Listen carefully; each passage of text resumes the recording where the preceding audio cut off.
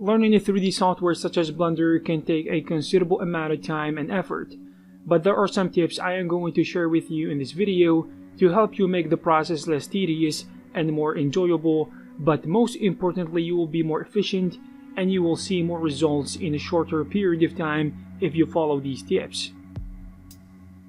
Number 10. Take it seriously.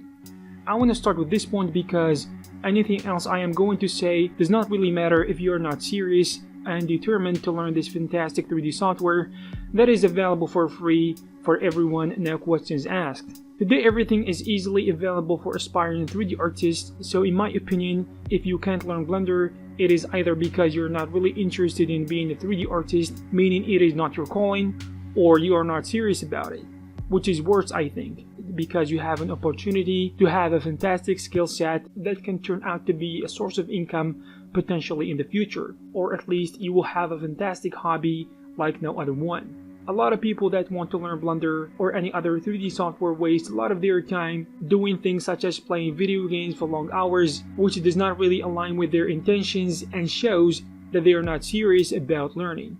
I personally find the work I do as a 3D artist more enjoyable than playing video games because it is that good. But as an exception, I'll play Doom Eternal that just came out this weekend because it is a masterpiece and I can't wait to put my hands on it. So with that being said, let's jump to the next point. Number 9. Start small. One of the mistakes that beginner 3D artists make is trying to do things bigger than their ability to achieve them successfully, which can be a problem that can slow them down severely, and sometimes it is one of the reasons why beginners quit for good.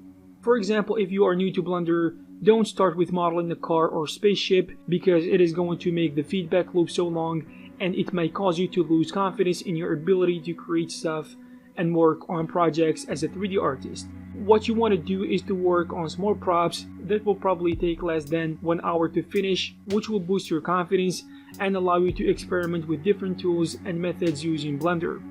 For me personally, I still remember the first thing I modeled, which was a car rim, then I worked on the tire.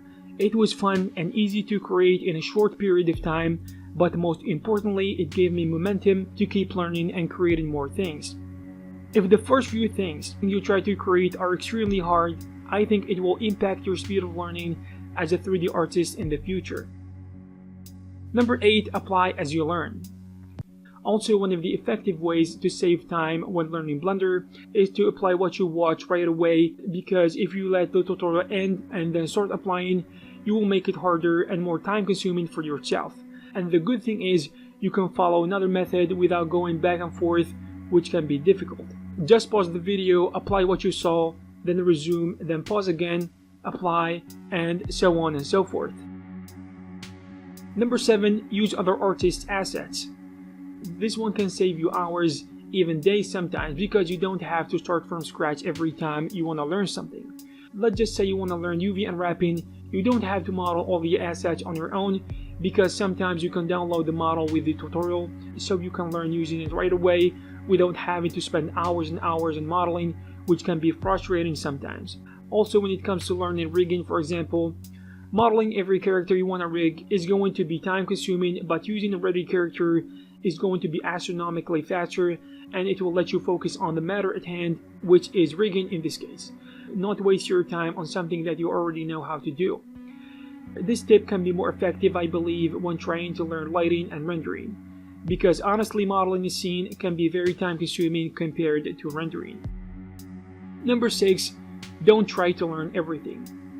This one is very important and you need to remember it, because it is very easy to find yourself spread thin trying to learn every possible thing that you can do using Blender. For example, there is modeling, sculpting, UV unwrapping, baking, texturing, rigging, animation, lighting, rendering, and compositing. This is too much. You can't learn all of this at the same time. In my opinion, try to learn them one at a time, and the best thing is to focus on it until you feel confident that you have a solid grip over it, because the thing is, if you try to learn a new skill without having the previous one drilled into your brain, you will find yourself trying to learn it again to a certain extent because you are very likely to forget. Number 5. Ask when you don't know something. Even though it is a good thing to struggle a little bit here and there on your own to learn how to become a problem solver, I don't recommend struggling too much trying to learn stuff relying on your own experience, especially if you are a beginner. It is better to Google your problem, and you are more than likely to find a person who faced this problem before. This process actually has a name, and it is called troubleshooting. Number 4, be consistent. Some people take up to 10 years to learn a 3D software because they are not consistent. So in order for you to be able to shorten the period of time necessary for you to learn Blender, you need to be consistent in your journey of learning. I personally think that consistency is extremely important, since this process will not take weeks or even months to reach a professional level. It will more likely take a few years to complete. So if you lack consistency, it is very likely that a considerable amount of time is going to be wasted doing things that are not really important, especially if you are learning on your own and no one is holding you accountable, which is the case for most people trying to learn Blender. To deal with this problem, try to create a schedule that forces you to practice every day or every week, and try to not violate your schedule unless you have something very important to do, because it is very easy to find yourself playing video games, watching a show, or hanging out with friends. So you have to create borders that you need to respect to see results faster.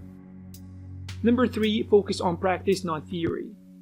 Even though theory is very important for a 3D artist who wants to learn Blender, I would say that practice is far more important, because without it you can't truly learn anything.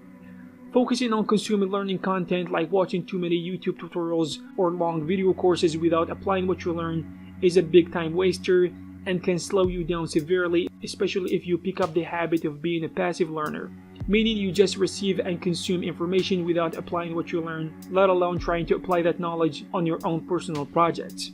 In my experience, it is better to spend at least 5 times of the time practicing what you've learned as much as you've spent learning it. If you focus on theory, a lot of that time is going to be lost because you will need to consume that learning content when you need to apply it anyways. But on the other hand, the time spent practicing is a step forward to becoming a better 3D artist. Number 2, be a specialist. This can be one of the best ways to becoming a very good Blender artist in a short period of time, which is specializing early on. In the early stages, if you don't know what is out there or in what direction you want to go, you probably need to taste the waters to see how things will work out for you. If you decide early on what kind of 3D artist you are going to be, you are going to save yourself a long period of time. Only that, but you will be more effective as a professional due to the focused training you went through. To make this point more clear, imagine how long it is going to take you if you try to be an animator, a game developer, a VFX artist, and a visualization artist at the same time, versus focusing on learning how to be an effects artist, for example. Sure, there are basic skills that are necessary to be good at any of these fields, but at some point you will have to choose one, because being a generalist is going to take you far longer and you will be a less desirable candidate in the marketplace. Number 1, learn from others' mistakes. Learning from the mistakes of others can be a fantastic way to learn faster. Not only that, but you will be able to save yourself a lot of time, a lot of unnecessary efforts, and frustrations down the road. One of the ways to do this is to read about artists who share their experience of how they became a good 3D artist. For me personally, the best way to do this is to listen to podcasts and reading artists' interviews, which is a fantastic source of inspiration and an interesting way to see how other 3D artists went through their journey of becoming successful. This includes their mistakes, failures, and the right things they did to get where they are now. A healthy dose of mistakes and failure is good and sometimes necessary to learn a lesson, but there are some mistakes that are just too expensive to learn by yourself. So you better watch out for those, because they can eat up a lot of your time, energy, and money. I hope you found this video about Blender interesting. If you have something to add, please leave it in the comment section below. Also, you can check some of our previous videos. Thank you very much, and I will see you in the next one.